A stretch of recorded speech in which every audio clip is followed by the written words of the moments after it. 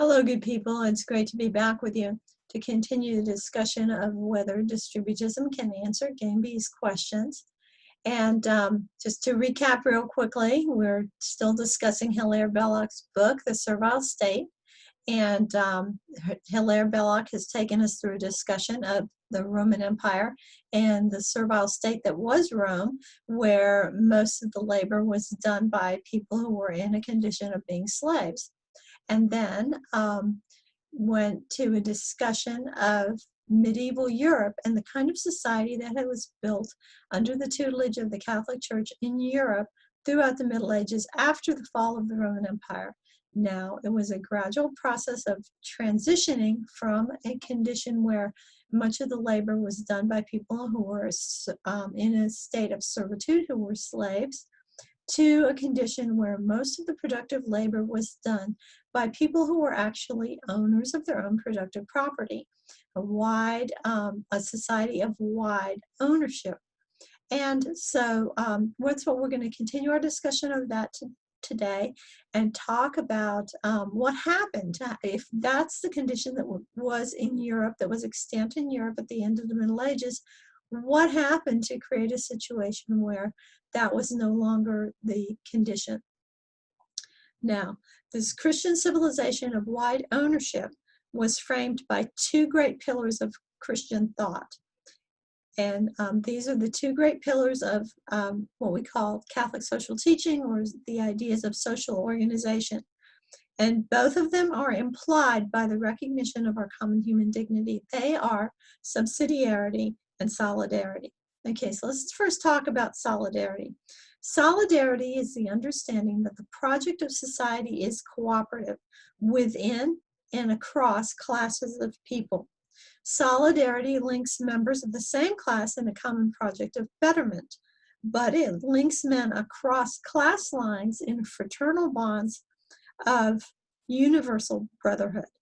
It's a social glue that holds together the fabric of society, and it was once a very notable feature of American life, as Anthony Esolen writes in Reclaiming Catholic Social Teaching. Now here's what Anthony Esolen has to say.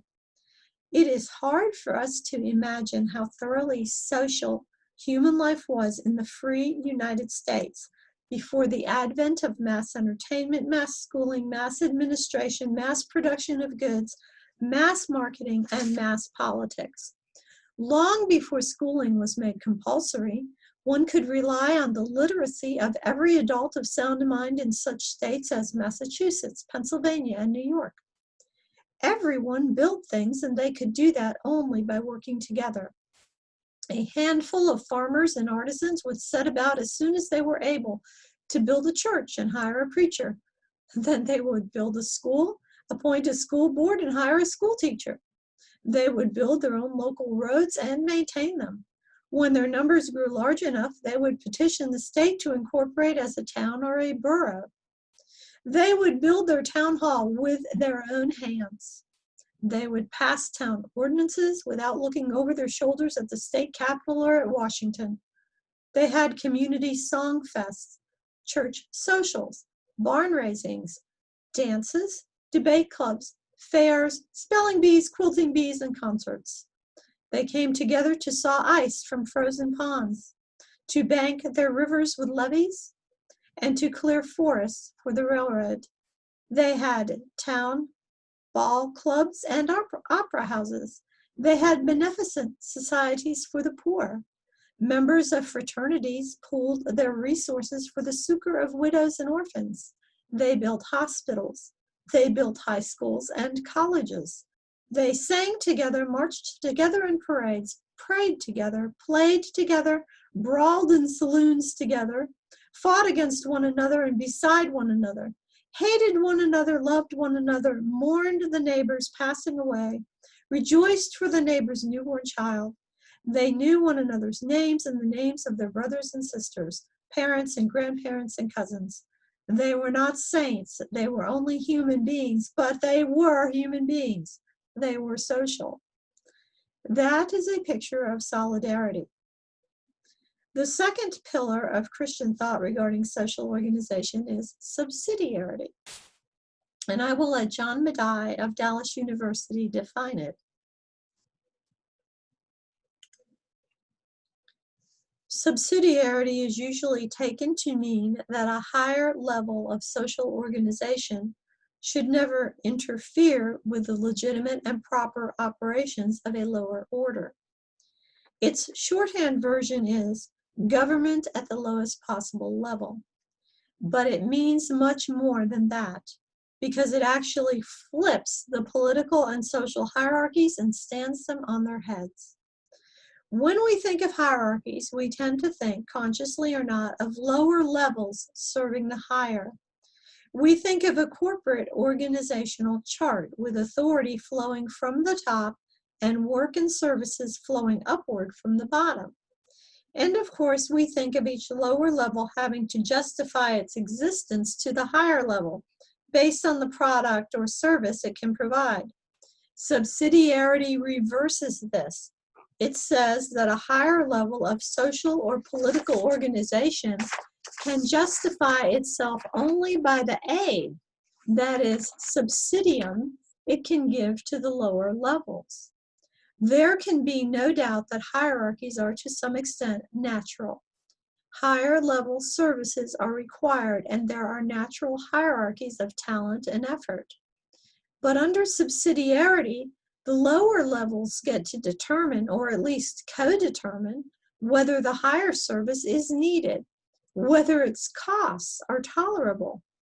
This means that higher levels must always be justifying themselves in terms of service and not in terms of wealth or birth or mere power. And thinking in terms of service is more likely to lead to habits of mind that are conducive to the development of the virtues. It is more likely to move hierarchies from being mere oligarchies to something closer to the Aristotelian ideal of an aristocracy rooted in virtue. These were the habits of mind the church sought to inculcate, and the principles of the order that she created. But Belloc will toll the bell here. Quote, "This excellent state of affairs, which we had reached after many centuries of Christian development, and in which the old institution of slavery had been finally eliminated from Christendom, did not everywhere survive," unquote. So what caused the destruction of this way of life? The first major destructive force was the removal of land from under the control of the church during the Protestant Reformation and in the decades that followed. In some of the countries of Europe, clerical abuses inspired people to side with the nobles or other agents of the state who confiscated church property. There's a reason the fat, lazy, drunk friar was a stock comedic figure of the time. Some of the monasteries that were popular pilgrimage sites had degenerated into tourist traps where the pious encountered and were preyed upon by the unscrupulous.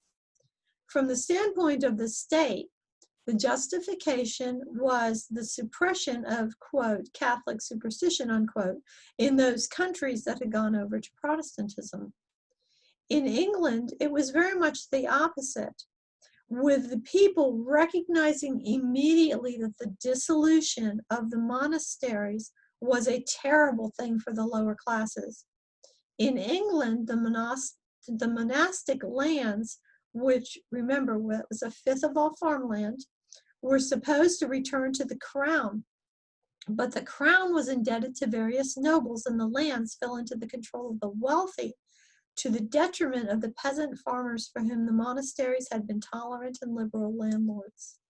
Upheavals and wars that followed the Reformation became opportunities for those who had more power to deprive those who had less of their property, and all the better if you could justify your greed on the basis of the other's religion. By the 18th century, the lower classes in England and in many other areas of Northern Europe had been almost completely dispossessed of their land.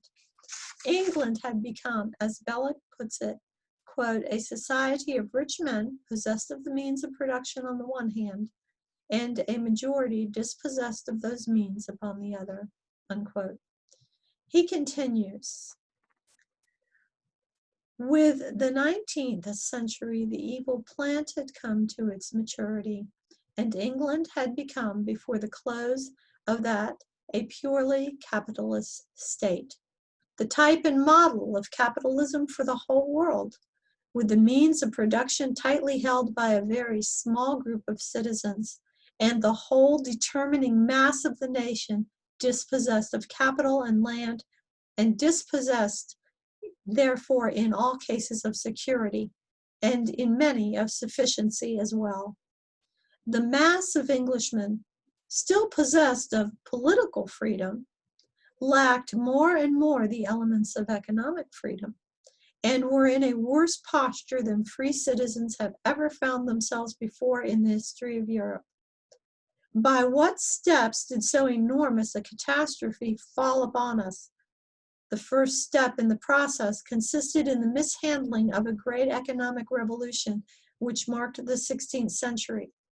The lands and the accumulated wealth of monasteries were taken out of the hands of their old possessors with the intention of vesting them in the crown, but they passed, as a fact, not into the hands of the crown, but into the hands of an already wealthy section of the community who, after the change was complete, became, in the succeeding 100 years, the governing power of England.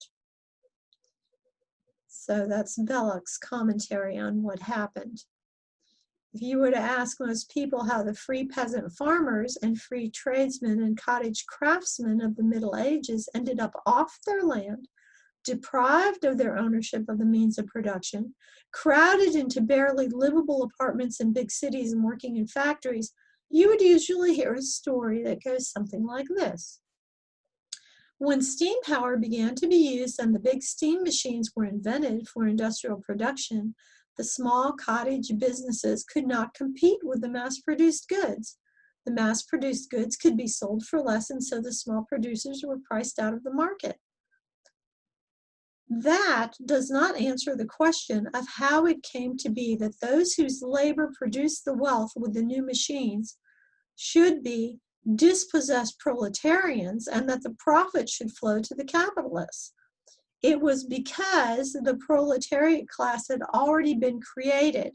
Remember, the proletariat class are the people, the landless people, the workers who do not own the means of production.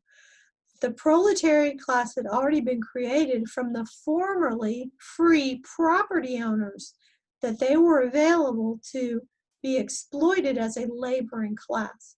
So that class of people that needed some kind of means of sustaining themselves, and now had been taken off of their land and dispossessed of their land and the means of production, was available.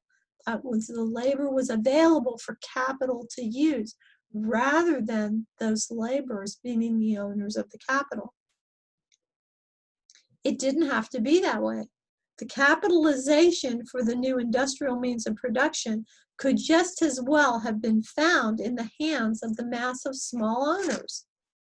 Belloc explains that the small owners could have combined their wealth and capitalized the new processes. Quote, "There is no conceivable link in reason or in experience which binds the capitalization of a new process with the idea of a few employing owners and a mass of employed non-owners working at a wage. Such great discoveries coming in a society like that of the 13th century would have blessed and enriched mankind.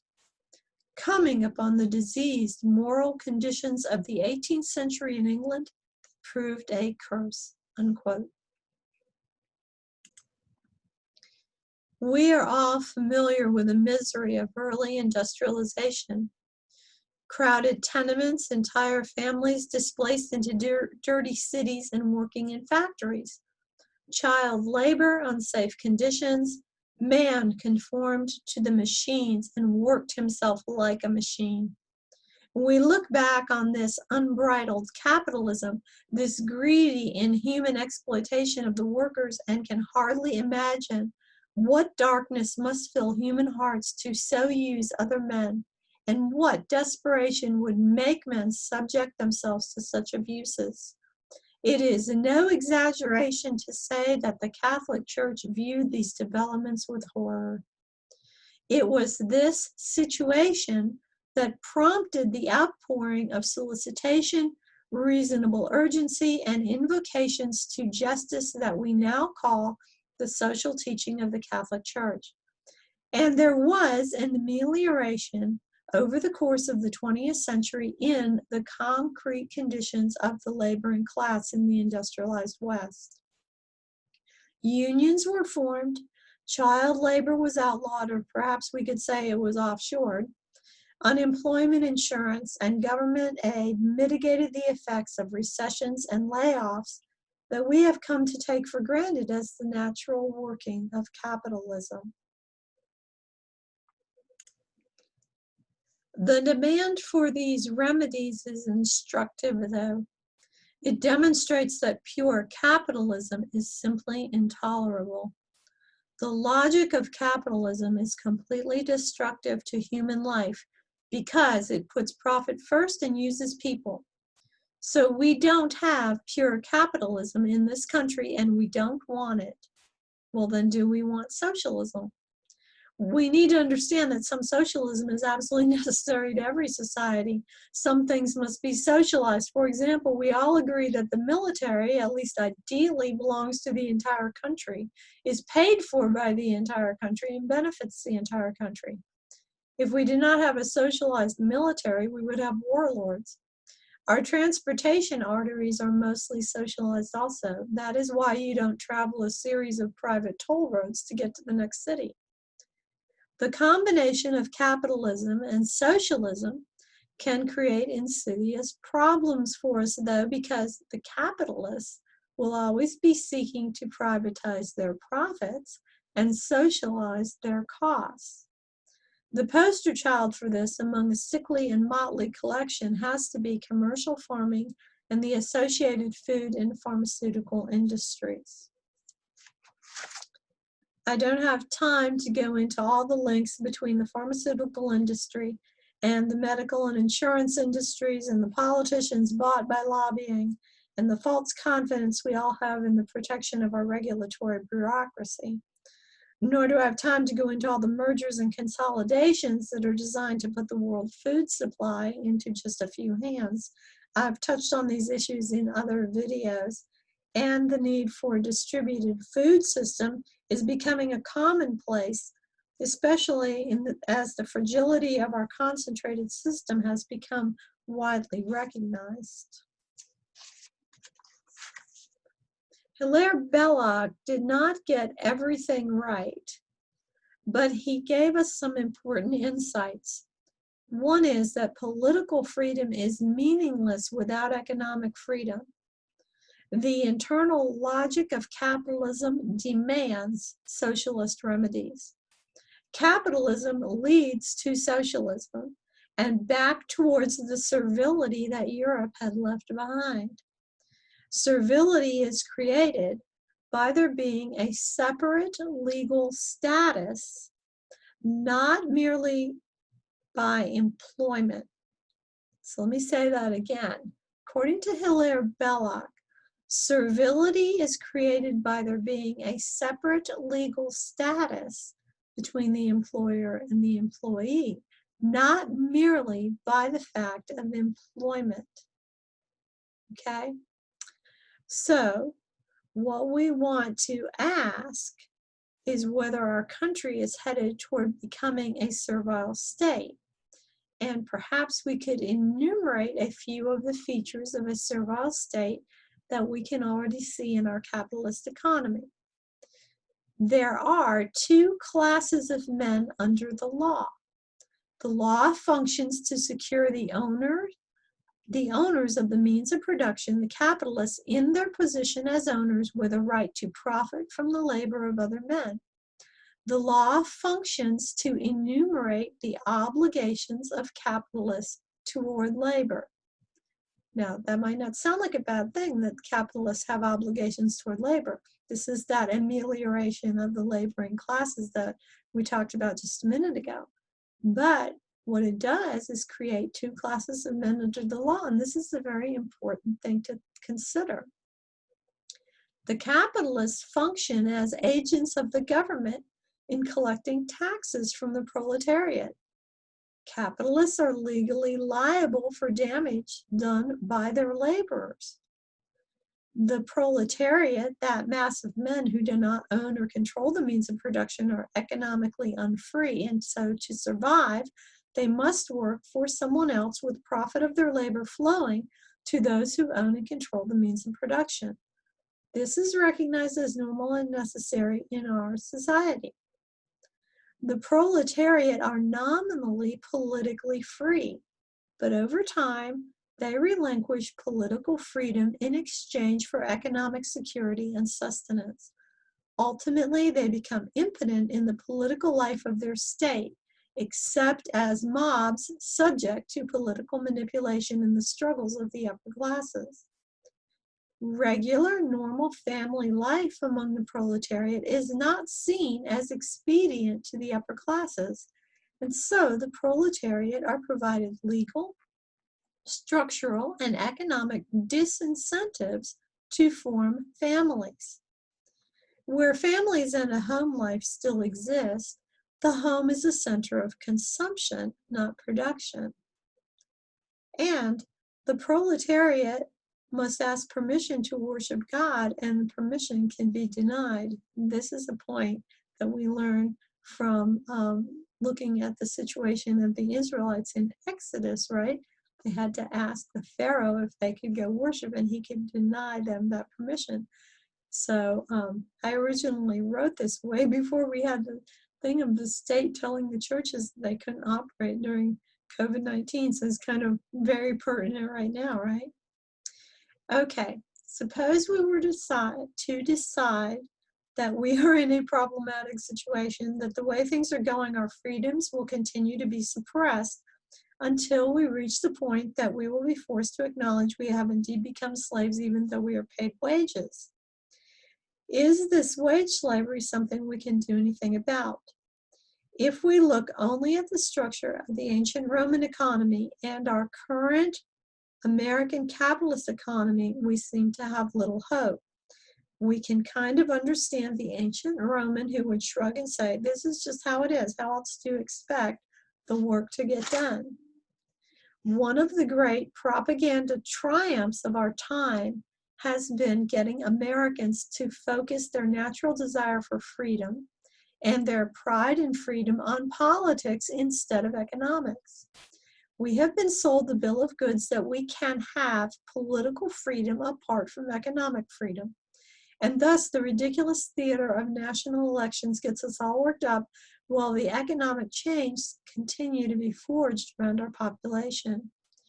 A Scientific American article a few years ago was entitled, "Economic Inequality, It's Far Worse Than You Think." And it quoted a journalist, Chrystia Freeland, who said, Americans actually live in Russia, although they think they live in Sweden. This echoes something said by Bishop Fulton. In Russia, since all the productive property is in the hands of a few selfish opportunists, the citizens may go to the polls, but they may never exercise their freedom. So too, under a highly capitalistic system, the laborers may vote for the president of their country, but they have nothing to say about the industry where they work. A nation of dependent citizens is not the kind of nation we set out to be. It is not enough for labor to be politically free. It must also be economically free. Unless there is a wider plea for that independence which comes from the ownership of private property, labor will degenerate into economic slavery and will have no other security for continued material prosperity than the threat of a revolution. The ideal is not to make the workers dependent on industry, but to make them to some extent independent of it. This means that labor must not forget that it cannot stand on its own unless it has something it owns. Unquote. That's the quote from Fulton Sheen.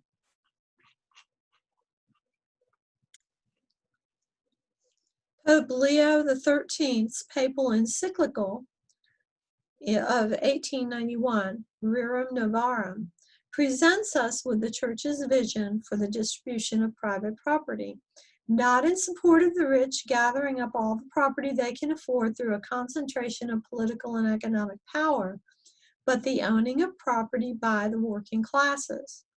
And here's what it says, quote, "If working people can be encouraged to look forward to obtaining a share in the land," and by land, of course, is meant anything that that we use to support ourselves as human beings from the environment, "the consequence will be that the gulf between vast wealth and sheer poverty will be bridged over, and the respective classes will be brought nearer to one another. A further consequence will result in the great abundance of the fruits of the earth. Men always work harder and more readily when they work on that which belongs to them. That such a spirit of willing labor would add to the produce of the earth and to the wealth of the community is self-evident," unquote. So this is from Rerum Novarum, is really in support of private property. So it's not saying that the property of one person should be seized by another. What it's responding to is the fact that at one point the laboring classes had private property and that private property was removed from them. And so it's saying that this kind of private property, the ownership of productive capital, needs to be in the hands of the laboring classes. Now, this extends too to a vision of the church for the ordering of society and for the ordering even of the Catholic parish. The vision of the church for the parish is that a parish be made up of free families. Free families own enough private property of the kind that enables them to make a living from their own property. This property can include land that can be worked to provide food and other necessities, a family-owned and run business, or it can mean that the worker has part ownership with real control of some larger enterprise, such as a large factory or something like that. This kind of ownership is the basis for a free people and for unleashing the creative venture known as a home. This is mostly forgotten wisdom, but the vision of the church for families who are largely self-sustaining in various ways would change everything about parish life from what we are used to. It would change everything about the life of our communities. For one thing, free families are able to celebrate the feasts of the faith without asking permission from their employers or being financially penalized in their paychecks. Now, one of the arguments that is frequently given regarding ownership of productive property and the capitalist system, and one of the arguments that is given for the way the system should stay now, or should stay as it is. And let me just make this one point. I recently heard something where somebody was talking about the system that we have, and we call it capitalism, but of course it's not pure capitalism, because pure capitalism is intolerable. And so it's a mix of socialism and capitalism that we have in our country. And somebody said, instead of calling it capitalism, we should just call it business as usual, because that's what it is. It's become in the United States business as usual. So one of the arguments made against changing business as usual in this country is saying that the capitalists do all the investing, and so they take all of the risk. And so it's right for them to extract as much as they can from labor and as much profit as they possibly can, and they have the right to make as much money as they possibly can, because they have taken all of the risk. Now, there's a couple of things wrong with that. One thing is that everyone has some risk. Everyone has, some skin in the game of the corporation, including, the janitor, including everybody who's working there. They're all taking a risk because everyone is sacrificing some other option in order to work somewhere. And so there's always a risk. And also the workers have the risk of, of being fired. They have the risk of losing their job. And so, so they're also risking. It's not as though the risk only goes one way. However, a lot of things have been done in our economy to try and alleviate the risks that labor has. And these things have been done by putting in what are basically socialist programs, such as unemployment insurance. So again, this is another thing where there is a difference, a legal difference between the worker and the owner, right? Or the management. The management has to arrange for this payment of the employment insurance for the workers. So then you've got a different legal status between them. Again, another thing that Hilaire Belloc said was a problem, having a different legal status for these two people. But these ameliorations of risk are not necessarily as good for people as we think they are, okay? Because, so let's say that you had a situation where you had workers who owned a share of the means of production. And that means that they're going to also have the same risks that any owners have. They have the risks of downturns in the economy. They have the risks of, some competitor coming in and undercutting that business. They have those same risks. So now they've got the risks of owners. Well, how would they deal with those risks? Well, they have to deal with them by virtue. In other words, the owners of productive property cannot be profligate in their habits. They cannot spend everything that they take in. They have to save in order to be able to care for themselves if there's some problem with their business. This is not a habit that Americans have anymore. We realize that, in the current economic situation, many Americans don't bother to save at all or can't save. So there's certain habits that are actually virtues that come with being the owner of productive property and working on it, that these habits of mind and these virtues are actually dampened down in a population when the population is placed in the condition of working for wages and not being owners of their own productive property. So, so there's a lot to consider about this. There's a lot of effects that this has that are, some of them are actually psychological as well as just, economic. So anyway, that's the end of this discussion of Hilaire Belloc's The Servile State and the thoughts that he put in and how they might or might not, depending on how you look at it, apply to the United States, to us today. And when I come back, what I want to talk about is how distributism can possibly work in our time, in our families, in our situation, and how we can possibly put these things into practice even within our capitalist or even within our situation of business as usual going on in the United States. Until we're together again, treat yourself as though you are someone you are responsible for helping, because you are responsible, so am I, and together we are making the world. Thanks so much for watching.